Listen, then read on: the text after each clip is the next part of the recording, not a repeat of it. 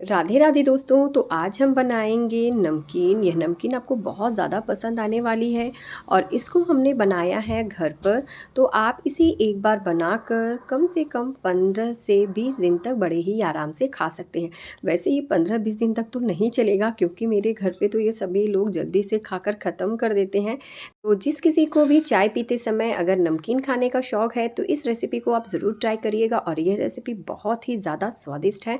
तो हम इसे बनाएंगे ज़्यादा नहीं, बस 20 से 30 मिनट में ये रेसिपी बनकर तैयार हो जाती है। तो चलिए इसे बनाना शुरू करते हैं। तो सबसे पहले मैं यहाँ पर लूँगी आलू। तो यहाँ पर एक्चुअली मैंने लिया है 3 मीडियम साइज़ के आलू, जिसको मैंने पहले से ही छोटे छोटे पीसेस में कद्दूकस कर लिया था, लेकिन मैं आपको यहाँ पर दिखाती हूँ। तो मैंने यहाँ पर आधा आलू लिया है, इसको मैंने छील लिया है और इस तरह से मैं चाकू से बीच में इस तरह से कट कर दूँगी। अब हम लेंगे यहाँ पर एक चिप्स काटने वाली मशीन। तो जो इस तरह से जिगजैग टाइप में बनी होती है ना, उसी से हम इसे कद्दूकस करेंगे। तो यहाँ पर मुझे मेरा उंगली थोड़ा सा कट गया था। तो अब हम इसे इस तरह से काट लेंगे। तो यहाँ पर अगर इस तरह के पीसेस हैं तो आप इसे अलग अलग कर लीजिएगा। तो अब मैं इसे 3 से 4 पानी में धो लूँगी और इस तरह से एक कॉटन का कपड़ा लेंगे और उसके ऊपर इस तरह से फैला देंगे।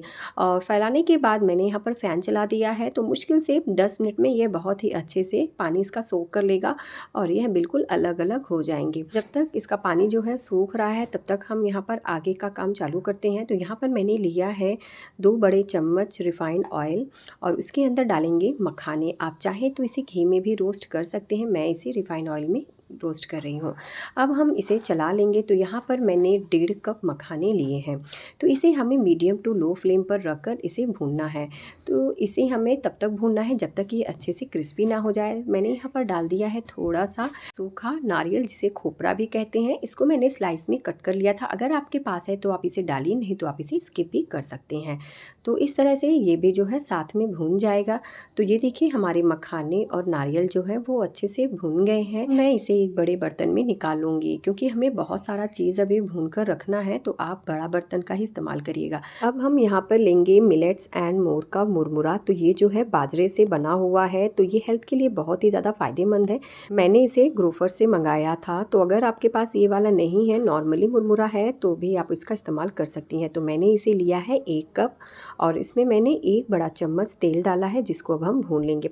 आप चाहें तो इसे इस तरह से भी नॉर्मली यानी खाली बिना तेल के भी भून सकते हैं, लेकिन मैं यहाँ पर 1 चम्मच तेल डाल दिया है। तो इसे हमें तब तक भूनना है जब तक कि यह क्रिस्पी ना हो जाए। तो यहाँ पर मैंने गैस के फ्लेम को मीडियम टू लो फ्लेम कर दिया है और इसे हम अच्छे से भून लेंगे। तो ये मुश्किल से 1 से 2 मिनट में अच्छे से ही क्रिस्पी हो जाएगा। चलिए मैं आपको दिखाती हूँ। देखिए कितने अच्छे से ये क्रिस्पी हो गया है। हम इसे इस तरह से दबाकर फोड़ रहे हैं, तुरंत फूट जा रहा है। तो अब हम गैस की फ्लेम को लो कर देंगे और इसे निकाल लेंगे। अब हम इसमें डालेंगे 1 बड़ा कप रिफाइंड ऑयल और जब तेल अच्छे से गर्म हो जाएगा तब हम इसके अंदर डालेंगे ये बड़ा वाला साबूदाना। तो इसको मैंने लिया है 1 कटोरी। तो ये साबूदाना जो है वो नमकीन बनाने के काम में आता है। तो यहाँ पर देखिए मैंने 2 ऐसे ही डाल दिया था चेक करने के लिए, यानी हमारा तेल जो है वो बहुत ही अच्छे से गर्म है। अब हम गैस के फ्लेम को कर देंगे हाई और इसे डाल देंगे। तो यहाँ पर आप इकट्ठा मत डालिएगा, इससे 2 बार में आप इसे छानिएगा, क्योंकि अगर आप इकट्ठा डाल देंगी तो ये अच्छे से क्रिस्पी नहीं होगा। क्योंकि जैसे ही हम इसे तेल में डालते हैं वो जल्दी से फूलने लगता है, लेकिन ये अंदर से जो है वो कच्चे रह जाते हैं। यानी जब आप इसे तेल में डालोगे तो गैस के फ्लेम को हाई होना चाहिए, और जब ये अच्छे से थोड़ा सा आप देखेंगे ना ये फूल रहा है, तो आप गैस के फ्लेम को मीडियम टू लो कर दीजिएगा और उसके बाद हम इसी तरह से इसको भून लेंगे। तो इसे हमें अच्छे से फ्राई करना है। तो इसे हमें तब तक फ्राई करना है, आप चाहें तो बाद में एक इसी तरह से हाथ में लीजिएगा, चेक करिएगा। जब ये फूटने लगेगा तो समझिए आपका जो ये साबूदाना है वो अच्छे से क्रिस्पी हो गया है। तो मैं तो इसमें हल्का सा जब कलर आ जाता है, यानी देखिए पहले ये वाइट था, उसके बाद ये क्रीमी सा कलर हो गया है, तब मैं इसे एक जाली वाली छन्नी में रख कर छान लूँगी। तो ये वाली साबूदाने की जो नमकीन होती है बहुत ही ज़्यादा स्वादिष्ट होती है, बहुत ही ज़्यादा खाने में मज़ेदार होता है। तो इसका हम लोग मोस्टली नमकीन ही बनाते हैं। अब हमने इसे अच्छे से छान लिया है। अब हम यहाँ पर लेंगे 1 कटोरी काजू। अगर काजू है तो इसे ज़रूर डालिएगा। तो मैं यहाँ पर मीडियम टू लो फ्लेम पर इस तरह से जाली में रखकर इसे छान लूँगी। अगर आप इसे डायरेक्ट तेल में डालेंगे तो ये जो है थोड़ा सा इसका कलर ज़्यादा डार्क हो जाता है। तो मैं इस तरह से इसे छन्नी में रखकर इसे छान लेती हूँ। इसे आप जब अच्छा सा गोल्डन कलर आ जाएगा तब तक हम इसे छान लेंगे, और ये बहुत ही जल्दी से फ्राई हो जाता है। तो ये देखिए ये अच्छे से फ्राई हो गया है। अब हम इसे उसी थाली में निकाल लेंगे। तो अगर आपके पास काजू है तो आप इसका ज़रूर इस्तेमाल करिए, बहुत ही ज़्यादा फ़ायदेमंद भी होता है। तो ये देखिए इस तरह से हमारे जो आलू के लच्छे हैं वो भी अच्छे से सूख गया है इसका पानी। तो अब हम इस गैस के फ्लेम को हाई करेंगे और इन आलूओं के लच्छों को इसमें डाल देंगे। आलू के लच्छों को डालते समय इस बात का ज़रूर ध्यान रखिएगा कि आपका तेल जो है वो बहुत ही अच्छे से गर्म होना चाहिए, नहीं तो ये जो है सॉफ्ट हो जाएंगे। तो जब तेल अच्छे से गर्म हो जाएगा तभी आप इसे डालिएगा। अब हम इसे हाई फ्लेम पर इसी तरह से छान लेंगे। इस बात का आप विशेष ध्यान रखिएगा, जब आप इन आलूओं के लच्छों को इन तेल में डालेंगी तो इसे उलटते पलटते रहिएगा, नहीं तो ये जो है जल जाएगा। तो ये देखिए इसमें बहुत ही अच्छा सा कलर आ गया है। अब मैं इसे एक जाली वाली छन्नी में रखूँगी और इसे छान लूँगी ताकि इसका जो एक्स्ट्रा ऑयल है वो निकल जाए। तो यहाँ पर जो बाकी के लच्छे आलू के हैं उसे भी मैं इसमें डाल दूँगी और इसे भी फ्राई कर लूँगी। तो यहाँ पर मैं इसे हाई फ्लेम पर इसे फ्राई कर रही हूँ। तो ये देखिए जो मैंने आलू के लच्छों को फ्राई किया था वो कितना ज़्यादा क्रिस्पी बना है। देखिए जिस तरह से हम तोड़ रहे हैं तुरंत टूट जा रहा है, यानी ये बहुत ही ज़्यादा क्रिस्पी बना है। तो इसे मैं निकाल लूँगी। तो उसी तेल में हम यहाँ पर डालेंगे चिप्स। तो यहाँ पर मैंने आलूओं का चिप्स डाल दिया है और मैं इसे मीडियम टू लो फ्लेम पर रखकर इसे फ्राई कर लूँगी। तो ये जो आलू के चिप्स हैं इसे हम लोग एक बार बनाते हैं और पूरे साल भर के लिए इसे स्टोर कर देते हैं। तो जब कभी भी आपका मन करे चिप्स खाने का तो आप इसे ऑयल में फ्राई करिए और इसे खा सकते हैं। इसे बच्चों को बहुत ज़्यादा पसंद आता है। तो मार्केट में जो चिप्स मिलता है उससे तो ये कई गुना अच्छे होते हैं। तो आप भी चाहें तो इस तरह से चिप्स बनाकर और पूरे साल तक स्टोर कर सकते हैं और जब कभी भी आपका मन करे तो आप इसे छान कर खा सकते हैं। तो ये देखिए इस तरह से हमने इसे भी फ्राई कर लिया है। अब मैं इसे निकाल लूँगी, क्योंकि जब हम नमकीन बनाते हैं तो उसके अंदर आलूओं का जब चिप्स होता है ना वो खाने में बहुत ज़्यादा अच्छा लगता है। अब हमने यहाँ पर लिया है 1 कप बादाम और इसे भी हम मीडियम टू लो फ्लेम पर रख कर फ्राई कर लेंगे।